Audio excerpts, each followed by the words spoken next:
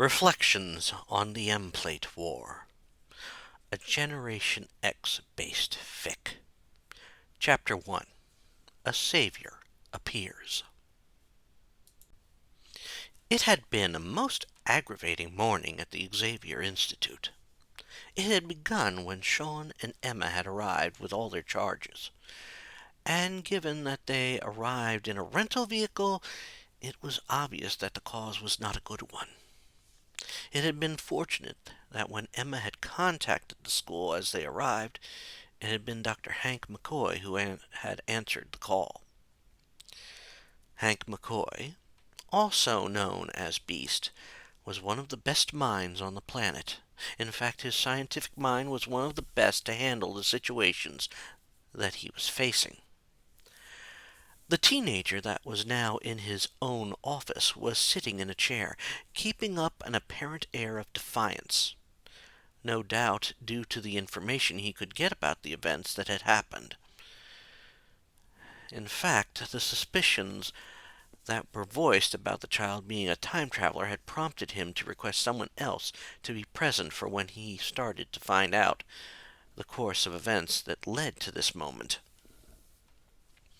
As he looked at the young man, trying to determine what he could of the mutant that saved Richard Cale and Penance from Emplate, he did notice some details that helped him determine some facts. He was already noticing similarities in some facial features to one of the Generation X members, or at least one of the founding members of the group. He wasn't even sure if he should even broach that topic, at least for right now. In all honesty, knowing who the mutant's parents were might set in motion some drastic events. He was brought out of this train of thought when the young man finally spoke. It was the first time the boy spoke since Emma escorted him into the room and left to deal with the possible aftermath of when Richard and Penance had finally recovered. His words, however, gave off the impression that this was possibly a waste of time, as he said, "So how long are you going to keep me here? I know what Emma Frost said, if that was her, but I doubt this is going to be productive." Hank politely nodded and smiled as he adjusted his glasses. In part they were more for show, but he found it comforting to have them on during these types of sessions. He then responded to the young man's statement. "Oh, we will begin in a moment. One must never underestimate the importance of learning, especially when it comes to understanding matters involving temporal displacement. We are just waiting for someone else who is familiar with situations similar to yours." To his surprise, Hank heard the teen mention the very person with some details he wasn't aware this time traveler would know. "You're talking about Lucas Bishop, right? I know about him, but I don't know how much help he'd be. Wasn't he confused about how things were when he first arrived in this timeline? How could that be helpful to me?" He was inwardly thankful when a deep voice responded to what the teenager said. "That is true, but I've learned about this time, and have seen the effect shared knowledge has helped preserve this timeline and kept it from becoming other bad versions of this timeline." Hank hoped that those words would help get through to this young man. To his complete and utter surprise, he heard the boy give an almost harsh laugh as he responded to this. "Your knowledge didn't end up very helpful in my timeline, unless it meant you were one of the first people to die." He noticed that Bishop seemed both angry and shocked by that little bit of info, but it didn't stop him from responding. "Listen, I've faced things you haven't, even now that you are in this timeline. Besides, if it wasn't for my knowledge, Generation X wouldn't know much about the first Emplate." That was a very true fact, since after that one encounter, the team got a great deal of helpful information, some that might not have been easily obtained from Monet St. Croix or her father. Almost as a retort, but it was obviously held in check. The boy responded to that. Fine, you had information based off the original, but the emplates in my timeline came from a different source. You knew nothing about how they operated, and at the time, no one had seen any like them.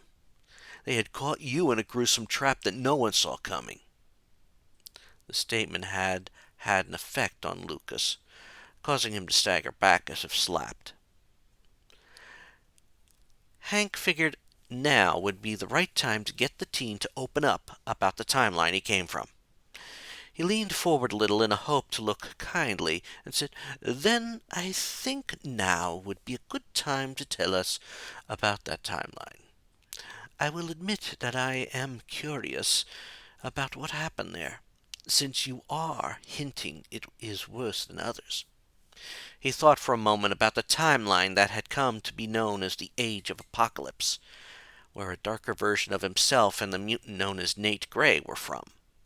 He then amended to his statement. "Also, could you tell us your name?" He watched as the boy sighed and sat down. The action also prompted Lucas to sit down as well, as he answered the question before telling them of his timeline. "All right. To start off, my name is Darrett Xavier Thomas. And before you ask about who my parents were in my timeline, they are two of the Generation X members. Anyhow, my timeline was pretty much decimated by an event known as the Emplate War." Just hearing that, Hank noticed another look of shock across Lucas Bishop's face. Hank started trying to figure out what exactly caused this, and he would have to admit that it had to be Emplate who started the war. But how exactly did it happen? He even jotted it down as he asked, "And what exactly started this war, Darrett?" He watched as the boy looked a bit haunted as he answered that question. It had apparently started when the abduction I stopped happened. You see, if I hadn't arrived when I did, Emplate would have committed the act that caused all of the chaos of my timeline. Generation X would have arrived too late to rescue them. Hank had heard about Richard's unique powers. In fact, all of the X-Men had been made aware of the young man's power, and he could understand how dangerous that could be. He also knew that they had already gotten an idea of what Richard would be as an emplate. It was Bishop, however, who came to the conclusion he was coming to. So this made Emplate a lot stronger and a bigger menace. To their shock, they saw Darrett shake his head. "You mean this actually weakened Emplate?" Darrett nodded, and Hank heard the limited response the lad had. "Yes, while my parents never knew the exact chain of events, something happened that caused Emplate to have them long enough to impose his powers on Skits, and something made Skits and Pennant snap. That the cause had been speculated to how he enthralled them, or the thought that they would be emplates for the rest of their lives." Hank took that information in and internally speculated on the outcome of that sort of snap. Given what little knowledge he had of the two mutants involved, he could speculate on how it might have come about. Two lovers looking out for one another, while also holding out hope they would be rescued. Something that might have been seen as a betrayal might have to trigger it. A betrayal so deep, the two would declare war on Emplate and maybe Generation X. He just tapped his pencil as he said, "So, Emplate and Skits were fighting one another then, and it affected the world?" To his surprise, he saw the young time traveler shake his head. "No. After their minds snapped, Skits and Pennants had slaughtered most of Emplate's followers. After they did that, they made their way to the school and slaughtered Monet St. Croix. I never got told why, as my parents never told me. They took it to their grave. After that, they took on every group they perceived as threats to them. They had taken out the Friends of Humanity, the Sentinels, X Factor, and even the Brotherhood of Mutants. Hank watched as Lucas finally spoke as he wrote this information down. You mean Skits and Pennants were beginning to take over the world at that time? He saw the boy nod, and he saw Lucas lower his head, shaking as he said, Good grief. They must have used Emplate's dimensional shift power to do that with such efficiency. We still don't know how to combat that. He then thought about one problem that hadn't been addressed, and it would no doubt be a problem in this timeline that Darrett had come from. What about the legacy virus? We still don't have a cure for it. How do they handle that? Hank watched as the boy thought about it for a moment. I'm pretty certain it was cured. I remember hearing that when the cure was first discovered, it was believed that Moria McTaggart was behind it. However, once the cure was out there, and it appeared Skits and Pennants were using it to track and capture mutants. When Banshee and Generation X sought her out, they found out it was in some sort of company run by Skits. In fact, they had put out the information to lure him in to be slaughtered. They had even made a spectacle of it. At that moment, Hank had a good idea of how bleak the timeline was. The crazed Skits and Pennants of that timeline had thought things out.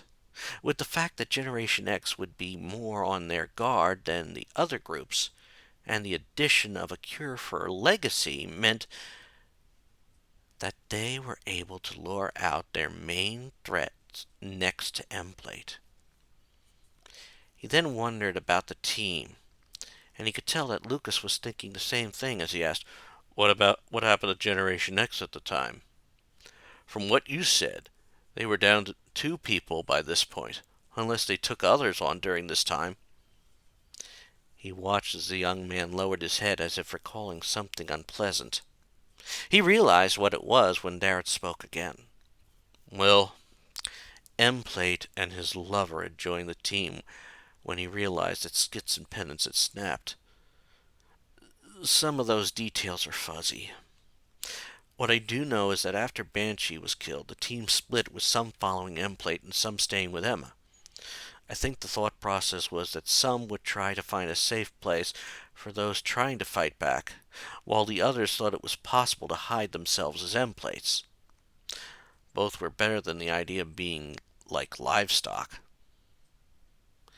As they took that information in, Hank realized how dangerous a foe Richard Cale could be. He realized that if the mutant population declined or became non-existent, they would go into starvation. Also, while he was still relatively unknown as a threat, he no doubt realized enough what his parents' connections would have gotten him. He most likely taken over his parents' company in that time, and somehow came up with a cure for legacy. In fact, he was also certain that if that happened in that particular timeline, the ability to hide would fall flat for either side. He looked at Darrett and then said, I'm guessing the split didn't work out so well. He saw the young man nod. Correct. First off, the school came into hard times. It was amazing he never attacked the school directly, but he was cutting off their finances.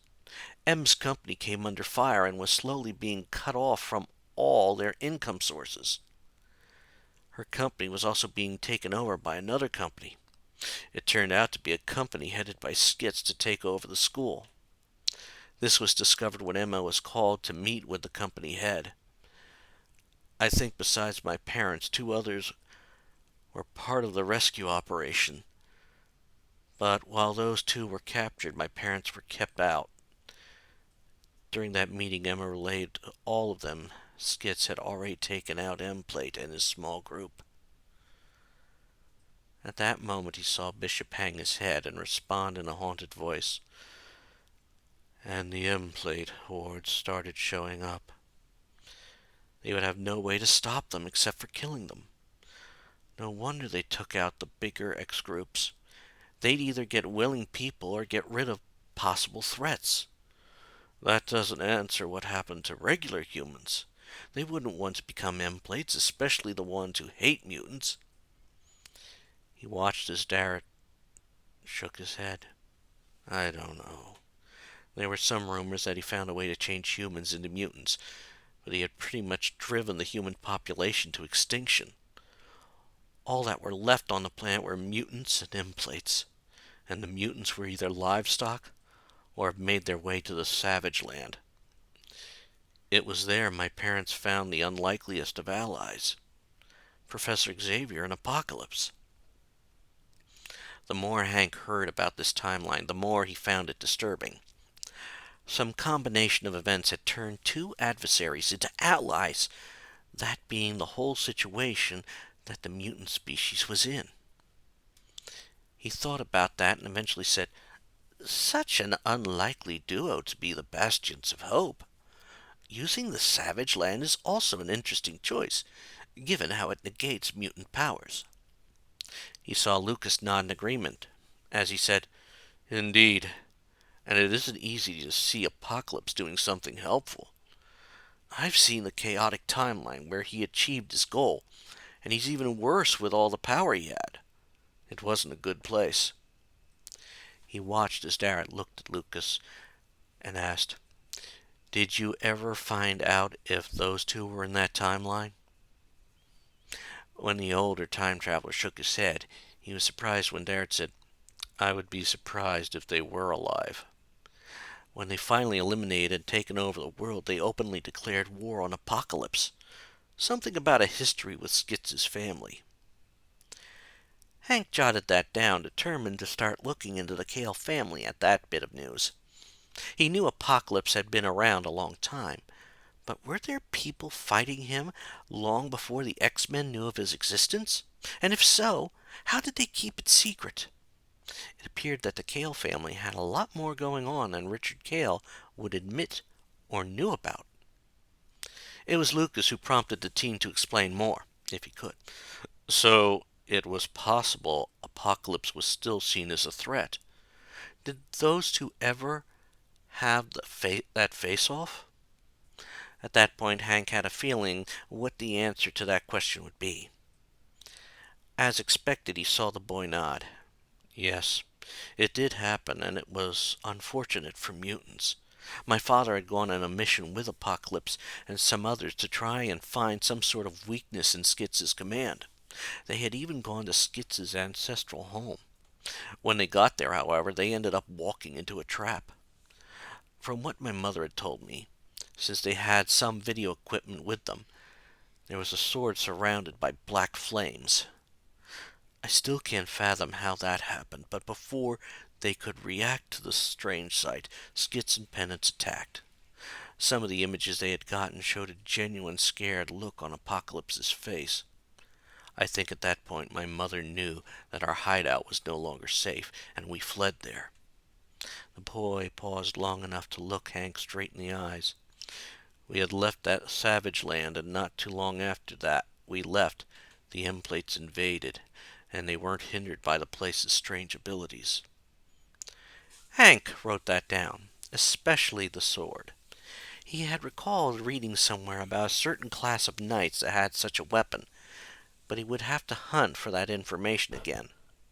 He then put his writing implement down and said, so, from that day, you two were on the run, hiding from the Emplates as best you could.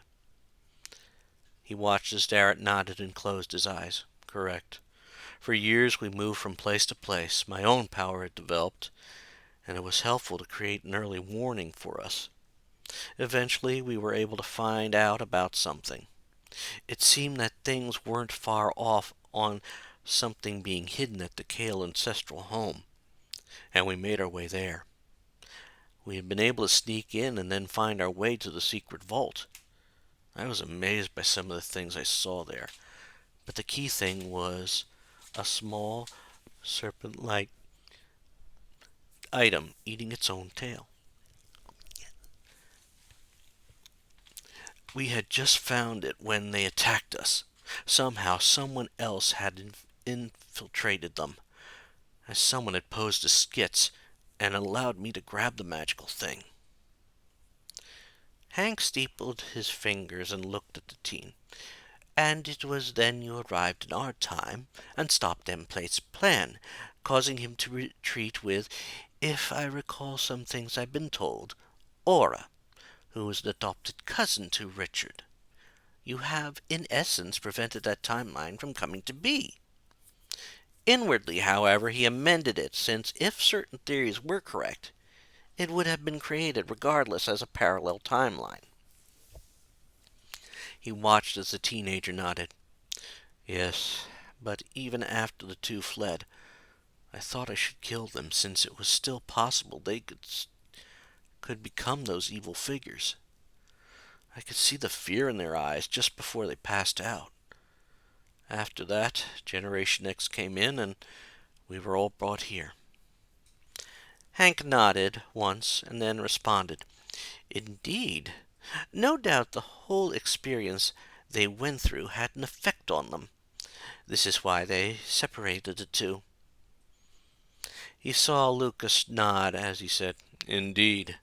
I passed the hall with the rooms they put each one in. They are obviously not happy about it. I heard a lot of thuds and crashes coming from the hallway." Hank stood then, realizing what that bit of news meant. "Which means they are now conscious, and aware they've been separated. A bit foolish, given their mental state, but given Richard's abilities, it is understandable. We need to get down there, and I hope a few others are on their way as well. I'm sure they both realize they are not in a familiar area, and their fear levels went up." He watched as the other two got up as well and headed for the door. There were still some questions to answer regarding Darrett, as to who his parents were, as well as what powers he may have. He had a feeling Richard's ability might be able to help find some of those answers out, but hearing about the alternate timeline had provided him with some questions as well. Those, however, would have to wait until they calmed the two Generation X members down, and this event could have had some deeper psychic scars that would take time to heal. Before he left the room, however, he returned to his desk and grabbed an envelope that he would be sure Sean would be happy about.